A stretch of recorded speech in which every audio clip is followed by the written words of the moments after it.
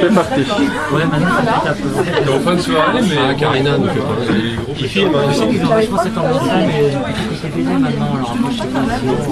Je sais même pas si t'aurais Je suis passé vite. Je vais mettre derrière moi. Bon, si quelqu'un a des questions, c'est le moment. Quand est-ce qu'on mange? Hormis ça. Quand est-ce qu'on boit? Ça y est, c'est passé. Arrête. Ouais. Y aurait-il quelqu'un d'intelligent dans la salle? Moi j'ai une question pour tous. Oui. À quelle heure vous général. partez? D'où vous vient l'inspiration en général Ah oui, ça. T'as une bouteille là? De partout, de n'importe où? De partout? De toi?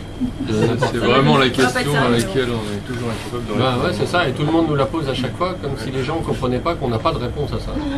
Ça vient comme ça vient, quand ça vient. Quoi. Voilà. Il y a des trucs qui inspirent plus. Charlotte, c'était les ours dernièrement. Moi, c'était les avions. Voilà. Trafic de femmes. Oui, trafic de femmes. Moi, ça m'intéresse, mais ça, c'est de fond que ça m'intéresse, le trafic de femmes.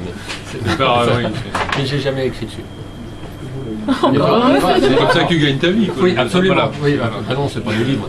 C'est pas les livres. Bah non, ça n'a jamais fait vivre personne. Non, bah non, ça c'est clair. Et alors, et toi, ton inspiration, là, ça...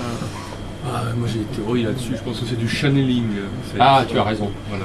Oui, le channeling. Alors là, le channeling. Connexion à la noosphère en fait qui... Oui, absolument.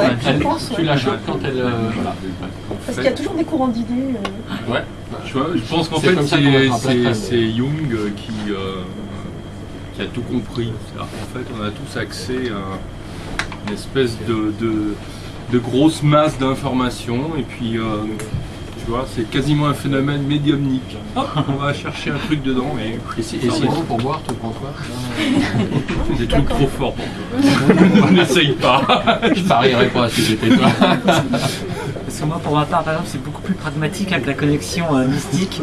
Je fonctionne beaucoup par association d'idées en fait. Il y a quelque chose, une série télévisée que je vais regarder, quelque chose que j'entends à la radio qui me fait réagir. Et du coup, je le note. Puis après, tout ça, ça s'agglomère en fait les unes avec, enfin chacune des idées s'agglomère les unes avec les autres et ça donne en fait une espèce de fil conducteur et à partir de là je crée quelque chose. Après ça peut être un roman, une nouvelle, une petite histoire ou quelque chose comme ça. Tiens, je réponds par une question. D'où viennent les rêves? D'où viennent les questions? De nos esprits dérangés.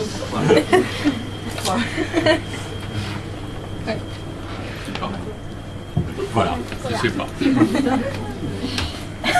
J'essaie beaucoup d'avoir un truc pour noter en fait en général. Quand t'as une idée tu notes, puis comme ça au moins après... Parce que sinon elle zappe.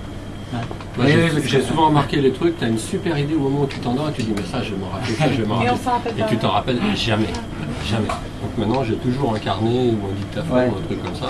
Et des fois le matin, j'ouvre le dictaphone, j'écoute et je comprends même pas ce que je dis. Je suis bourré moi. Tu vois, par exemple je note tout sur l'iPhone. Hop là. Moi je prends aucune note. Ah, c'est pour ça. C'est pour ça. Moi non plus, mais c'est vrai que des fois tu as des idées et après tu dis merde, j'ai oublié.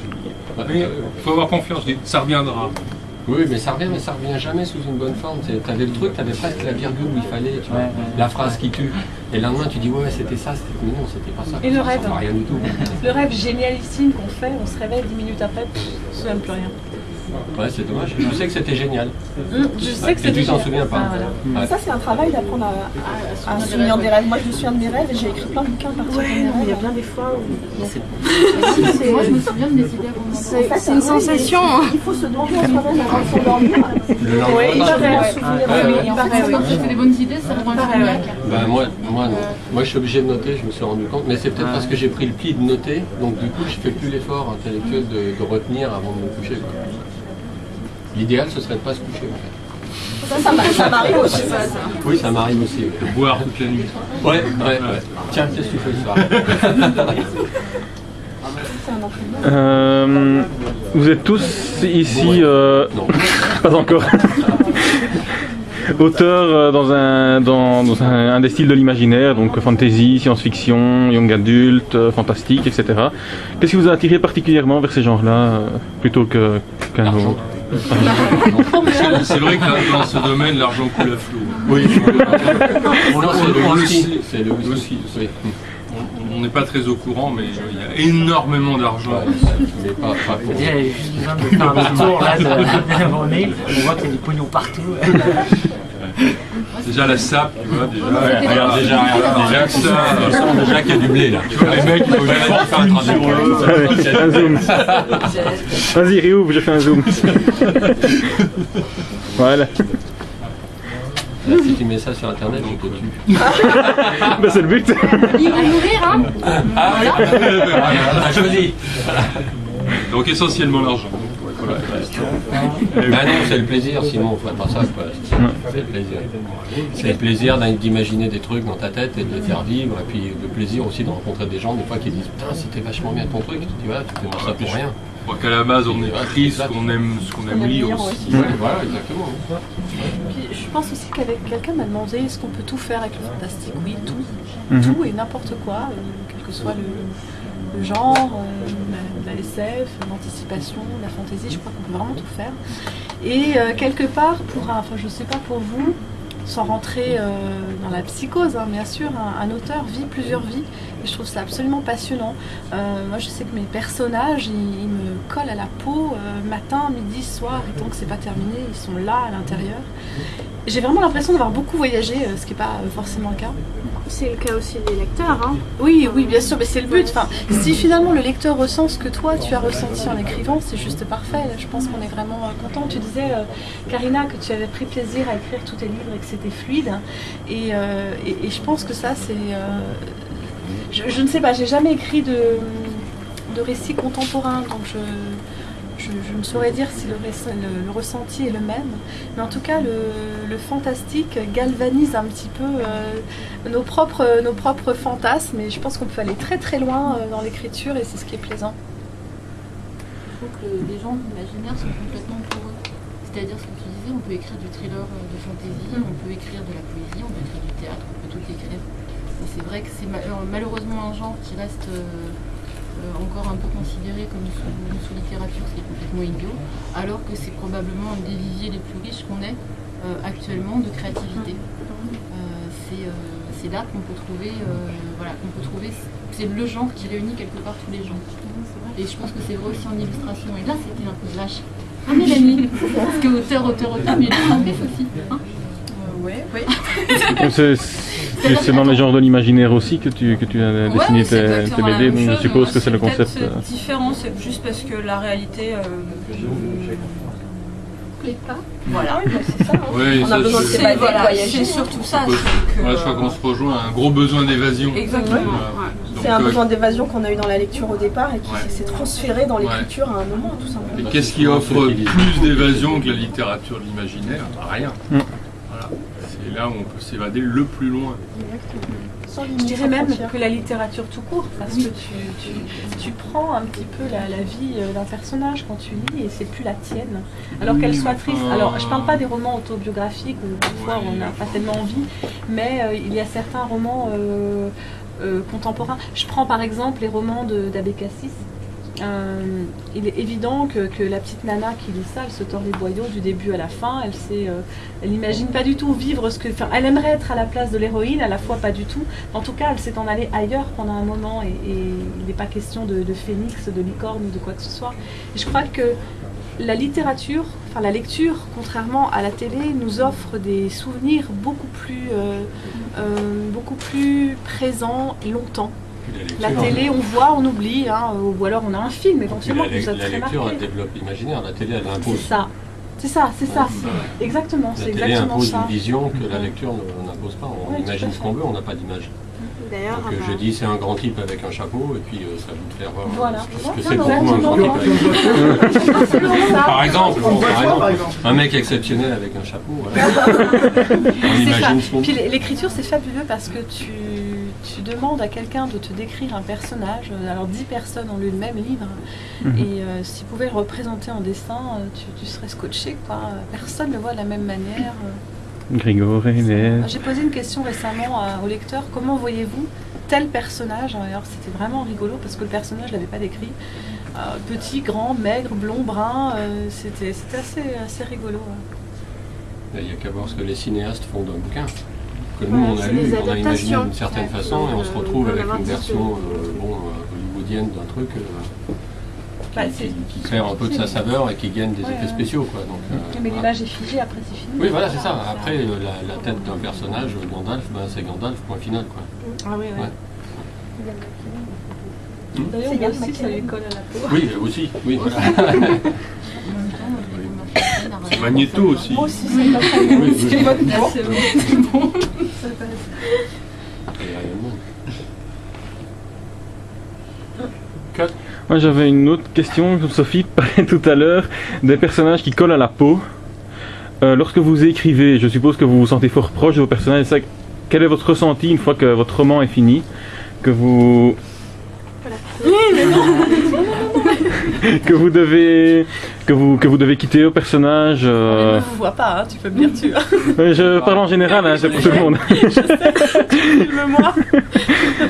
Donc quel est votre ressenti par rapport aux personnages? Ça dérange pas beaucoup parce que ça dépend si on écrit des sagas ou des trucs comme ça. Oui, je parle à un moment. Je suis déjà passé à un autre quand j'en finis un. Donc je vis déjà dans les nouveaux personnages en essayant de faire une fin qui tienne bien la route avec le truc que je suis en train de faire. Donc en général elle est bien dessinée à l'avance. Mais parce que je suis déjà parti dans d'autres trucs, là je suis en train d'en finir un, j'en ai un autre qui part, qui est derrière, où je commence à me documenter sur autre chose qui commence à m'intéresser. Donc vivre avec les personnages, en fait on vit à travers, quand c'est les lecteurs qui en parlent, quoi, dire ah, j'ai super aimé ton personnage, ton truc là, tel machin, ah ouais c'est vrai, ouais, et alors qu'est-ce que t'en as pensé et tout, bon, voilà, on a sa vision à lui, on replonge un petit peu dans le truc, et puis voilà quoi, mais on passe à un autre bouquin, puis c'est un autre bouquin, puis c'est un autre bouquin, puis c'est une nouvelle, puis c'est n'importe quoi. Donc c'est les personnages, c'est pour ça que j'ai tendance à en tuer beaucoup, parce que ça débarrasse. Derrière. C'est ça qu'il y a un côté un peu schizophrène. Dans chaque personnage, on met un peu de soi, on met un peu de ce qu'on trouve dans notre environnement, etc. Enfin, moi, je construis le personnage à partir de différentes sources, différents prismes.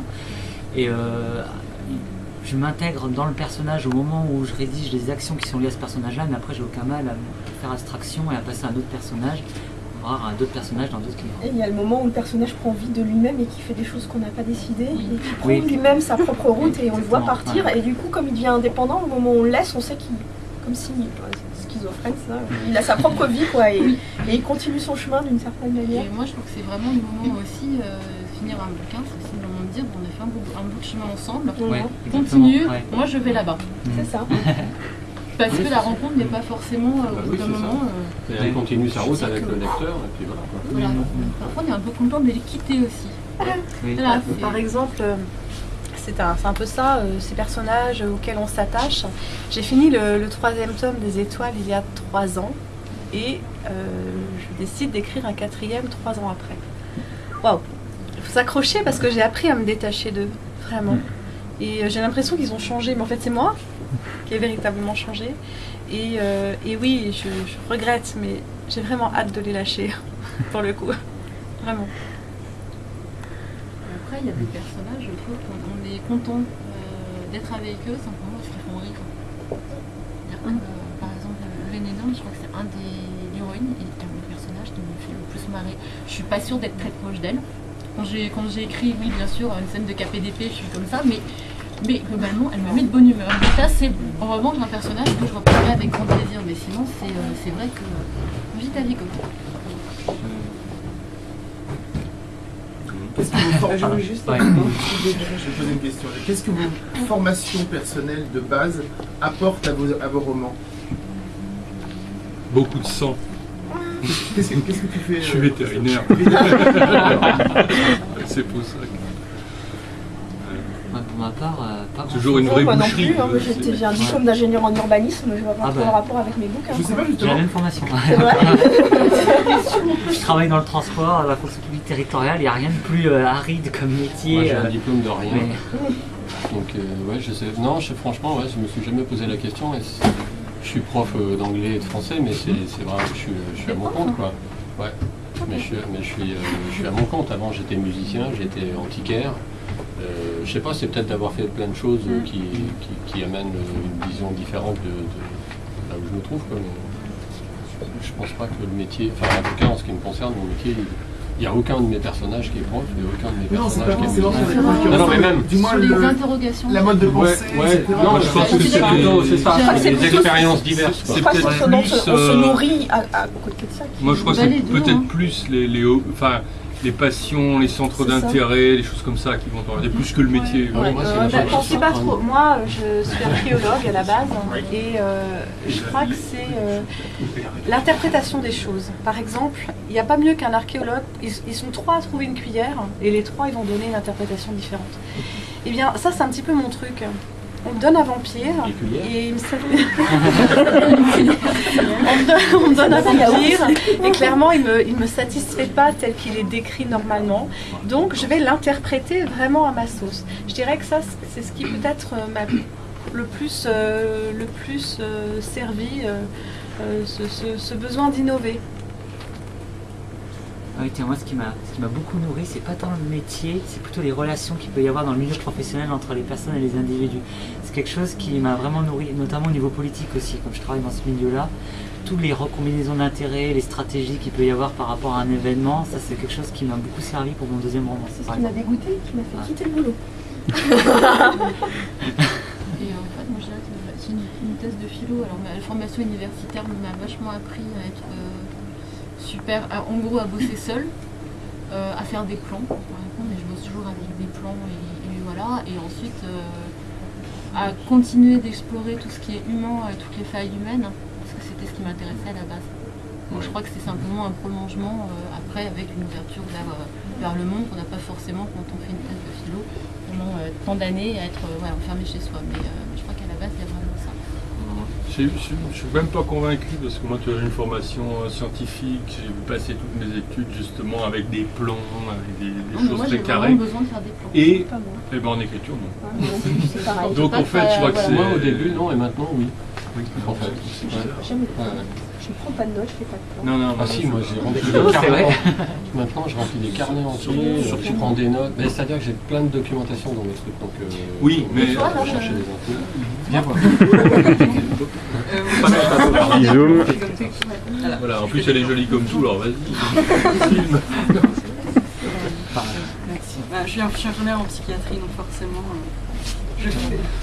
j'observe. Mon truc c'est l'observation, c'est ce que je fais ce soir. Ça convient très bien. Exactement. Alors, un spécimen psychiatrique, là oui, toi t'en as déjà un. Ah, il y en a plein là. Oh, bah, je te remercie. Il y en a pas mal ici. Merci. Oui, mais c'est peut-être ça qui nous empêche de devenir fous, justement, l'écriture. De l'être déjà. De le devenir complètement. Nos livres sont localisés. Une fois qu'on est complètement un truc, on n'a plus de progression, c'est con. Il faut rester un petit peu en dessous du complètement. Ça perd de progression. Moi, j'aurais juste souhaité une photo de vous tous, s'il vous plaît. Ah non, c'est pas de photo. Je crois que tu me ménage, cache pas ça. Ouais, c'est rare. Non, moi j'avais mis derrière, tu te rappelles? J'étais derrière toi tout le temps, tu m'as pas aidé. Oui, Juste éliminer celui. mais voilà, c'est toute façon. Je me collais à toi. De toute façon, Oh là là, ça sent. Cheese. Cheese.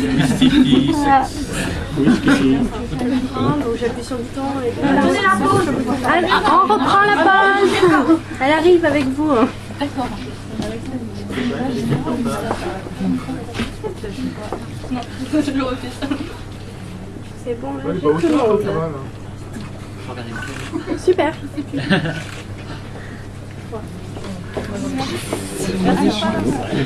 Merci à tous. Bah, merci.